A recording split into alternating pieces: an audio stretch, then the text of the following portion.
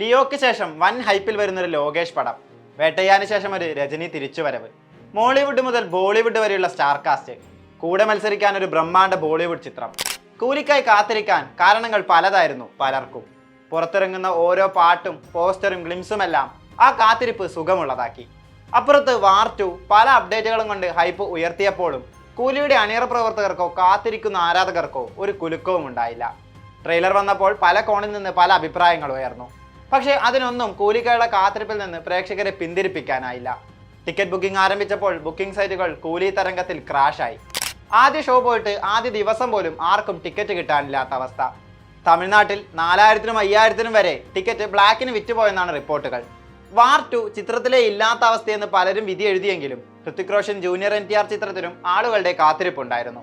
മത്സരിച്ചുള്ള booking ആയിരുന്നു 2 സിനിമകൾക്കും ഉണ്ടായിരുന്നത്. പ്രീസെയിലിൽ നിന്ന് തന്നെ അതിനാൽ സൺ പിക്ചേഴ്സും YRFും കോടികൾ വാരി. ഒടുവിൽ ഇന്ത്യൻ സിനിമ ഇക്കൊല്ലം കണ്ട ഏറ്റവും വലിയ ക്ലാഷ് റിലീസായി ആഗസ്റ്റ് 14-ന് കൂലിയും വാർ 2-ഉം എത്തി.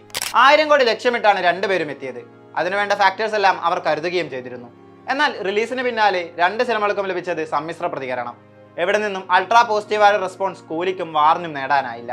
എങ്കിലും പ്രീസെയിലിൽ നിന്നും മറ്റും നേടിയ കളക്ഷനിൽ പല റെക്കോർഡുകളും തകർത്തിരിക്കുകയാണ് 2 സിനിമകളും. ആദ്യ ദിനം ബോക്സ് ഓഫീസിൽ നിന്ന് ഇരു സിനിമകളും എത്ര നേടിയെന്ന് പരിശോധിക്കാം. ഒരു ബോളിവുഡ് സിനിമയ്ക്ക് മുൻപിൽ തമിഴ് ചിത്രത്തിന് പ്രസക്തിയില്ലെന്നും ക്ലാഷ് റിലീസ് ഒന്നും ഇല്ലെന്നും പല ബോളിവുഡ് ആരാധകരും റിലീസിന് മുൻപ് പറഞ്ഞിരുന്നു. ജൂനിയർ NTR ഉള്ളതിനാൽ തെലുങ്ക് നാട്ടിലും വാർ നേട്ടമുണ്ടാക്കുമെന്നും പലരും വിലയിരുത്തി.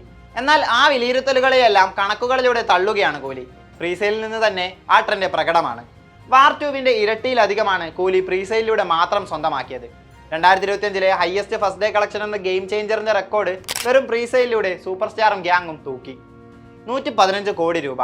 ഇതിൽ തെലുങ്ക് വെർഷൻ മാത്രം നേടിയത് 15 കോടിക്കടുത്ത്. കേരളത്തിൽ ഫസ്റ്റ് ഷോ അവസാനിച്ചപ്പോഴാണ് തമിഴ്നാട്ടിൽ കൂലി പ്രദർശനം ആരംഭിച്ചത്. ഫാൻ ഷോയ്ക്കായി തിയേറ്ററുകളിലെത്തിയത് ജനസാഗരം. ആദ്യ ദിനം കേരള പ്രീസെയിൽ 8 കോടിക്ക് മുകളിൽ നേടി എമ്പുരാനും ലിയോക്കും തൊട്ടു പിന്നിലെത്താൻ കൂലിക്കായി.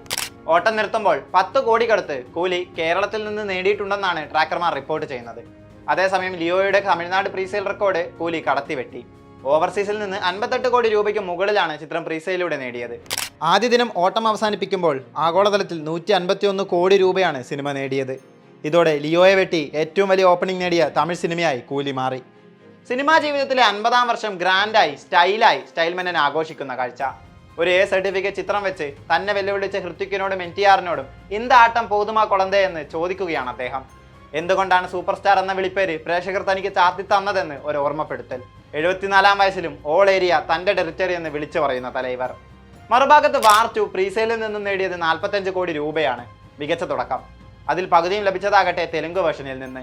NTRനുള്ള ഫാൻ ബേസും സ്വാധീനവുമാണ് അവിടെ പ്രകടമാകുന്നത്. YRFിന്റെ സ്പൈ യൂണിവേഴ്സിലേക്കുള്ള ലേറ്റസ്റ്റ് എൻട്രി ആദ്യ ദിനം ഓട്ടം അവസാനിക്കുമ്പോൾ കൂലിക്കും ബഹുദൂരം പിന്നിലാണ്. ആദ്യ ദിവസത്തെ ഇന്ത്യ നെറ്റ് കളക്ഷൻ 55 കോടിക്ക് മുകളിൽ. കേരളത്തിൽ നിന്ന് ആദ്യ ദിനം നേടാനായത് വെറും 57 ലക്ഷം രൂപ മാത്രം. പക്ഷേ ഇക്കൊല്ലം ഇറങ്ങിയ ബോളിവുഡ് സിനിമകളുടെ ഓപ്പണിംഗിൽ ഒന്നാമതെത്താൻ സിനിമയ്ക്കായി. സിക്കന്ദറിനെയും ചാവയെയുമാണ് വാർ 2 കടത്തിവെട്ടിയത്. കളക്ഷനിൽ ബോളിവുഡ് സിനിമകൾ കിതയ്ക്കുന്ന കാഴ്ച കുറച്ച് വർഷമായുണ്ട്. പ്രൊപ്പഗാൻഡ ചിത്രം ചാവയും മ്യൂസിക്കൽ റൊമാൻറ്റിക് ചിത്രം സയ്യാരിയും ദിദാരി സമീൻ പറും ഹൗസ്ഫുൾ 5-ഉമെല്ലാം ആ കിതപ്പ് ഇക്കൊല്ലം നീക്കി തുടങ്ങി. എന്നാൽ അതിനൊരു കണ്ടിന്യൂവേഷൻ വാറിലൂടെ ഉണ്ടാകില്ലെന്നാണ് പുറത്തുവരുന്ന റിപ്പോർട്ടുകൾ സൂചിപ്പിക്കുന്നത്. 1000 കോടി എന്ന ലക്ഷ്യം തുടരണമെങ്കിൽ പൃഥ്വിക്കും NTRും വിയർക്കും. വൻ ഹൈപ്പിലെത്തി ആദ്യ ദിനം റെക്കോർഡിട്ടെങ്കിലും കൂലിയും തമിഴ് സിനിമയിലെ ആദ്യ 1000 കോടി ആകുമെന്ന് തോന്നുന്നില്ല. സമ്മിശ്ര പ്രതികരണങ്ങളാണ് കൂലിയും നേരിടുന്ന വെല്ലുവിളി. ആരാകും ഇതെല്ലാം ഭേദിച്ച് ഓട്ടം അവസാനിപ്പിക്കുമ്പോൾ ഒന്നാമതെത്തുകയെന്ന് കാത്തിരുന്ന് കാണാം.